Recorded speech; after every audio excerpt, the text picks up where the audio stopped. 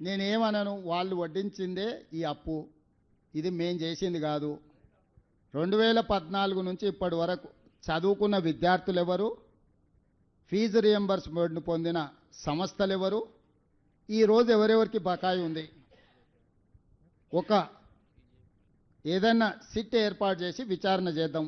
2014-15 చంద్రశేఖరరావు గారు అసెంబ్లీలో మాట్లాడి ఒక విజిలెన్స్ అండ్ ఎన్ఫోర్స్మెంట్ను అపాయింట్ చేసి నివేదిక ఇచ్చిండ్రు.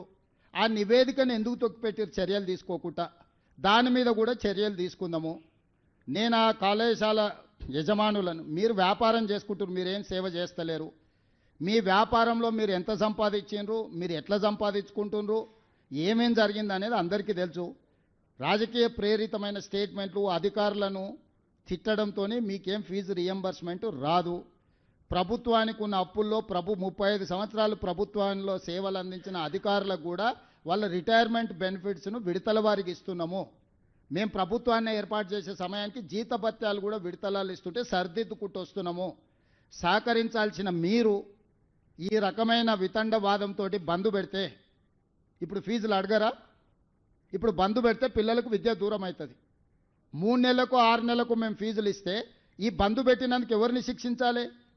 పిల్లల జీవితాలతోని చెలగాటాలు ఆడొద్దని నేను యజమానులకు చెప్తున్నా. విడతల వారీగా మీకు ఫీజులు చెల్లించే బాధ్యత మేము తీసుకుంటాము.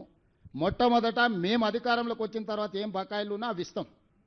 కేసీఆర్ పెట్టిపోయిన బకాయిలు ఏమన్నా ఆడబోయి అడుగురి. ఉన్నవే 3,600 కోట్ల బకాయిలు అంటే 6,000 ఇయ్యండి, 5,000 ఇయ్యండి అని ఉపన్యాసాలు ఇస్తుండు. ఉపన్యాసాలు ఇచ్చటాయని నేను చూసిన 12 కాలేజీలు పర్మిషన్ ఇవ్వమని వచ్చి పైరేకి వచ్చిండు, ఇయ్యలే.